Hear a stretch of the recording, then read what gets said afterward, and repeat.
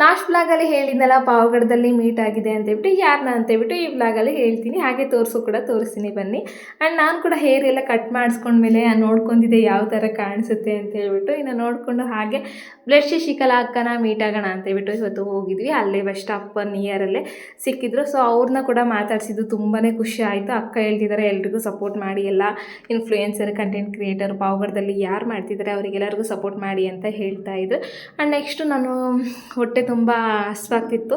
ಅಜ್ಜಿ ಮನೆಗೆ ಹೋಗೋಷ್ಟೊತ್ತಿಗೆ ತುಂಬ ಟೈಮ್ ತೊಗೊಳುತ್ತೆ ಅಂತ ಹೇಳ್ಬಿಟ್ಟು ಸ್ವಲ್ಪ ಗೋಬಿ ತೊಗೊಳ್ಳೋಣ ಅಂತೇಳ್ಬಿಟ್ಟು ಬಸ್ ರೆಡಿಯಾಗಿದ್ದರೂ ಕೂಡ ಇಳ್ಕೊಂಡು ಬಂದು ತಗೊಂಡು ಹೋಗಿ ಬಸ್ಸಲ್ಲಿ ಕುತ್ಕೊಂಡು ತಿನ್ನೋಣ ಅಂತ ಹೇಳ್ಬಿಟ್ಟು ಇನ್ನು ಅಲ್ಲಿಂದ ನೆಕ್ಸ್ಟು ಹೋಬಳಾಪುರಕ್ಕೆ ಬಂದೆ. ಇಲ್ಲಿ ಸ್ವಲ್ಪ ರೋಡಿಂದ ಮನೆಗೆ ತುಂಬಾ ನಡಿಬೇಕು. ಅದರಿಂದ ನಮ್ಮ ಅತ್ತೆಗೆ ಫೋನ್ ಮಾಡಿದ್ರೆ ನಮ್ಮ ಮಾವನ ಕಳಿಸಿದ್ರು.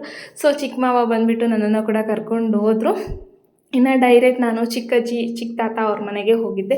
ಅಜ್ಜಿ ಎಲ್ಲ ಸೊಪ್ಪೆಲ್ಲ ಬಿಡಿಸ್ಕೊಂಡಿದ್ದಾರೆ. ಇವತ್ತಿನ ವ್ಲಾಗ್ ಇಷ್ಟೇ ಗಾಯ್ಸ್. ಸಿಗೋಣ ಇನ್ನೊಂದು ವ್ಲಾಗಲ್ಲಿ. Thank you for watching.